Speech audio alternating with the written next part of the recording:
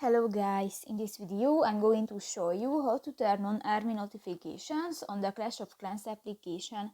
But first of all, I just want to mention, please don't forget to subscribe to our channel, because at 100,000 subscribers we are going to show you all YouTube revenue statistics and growth strategy how to make money online.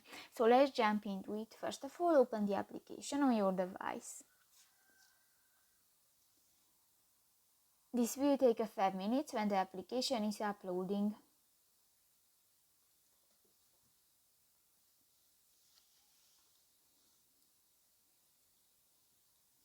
Click to the settings icon at the lower right corner of the screen and go to the more settings option. In the notification settings section you can find the first option, the army, and if you want to turn on, just click to the off button and on. So that's pretty much it for this video guys. See you in the next one. Bye bye.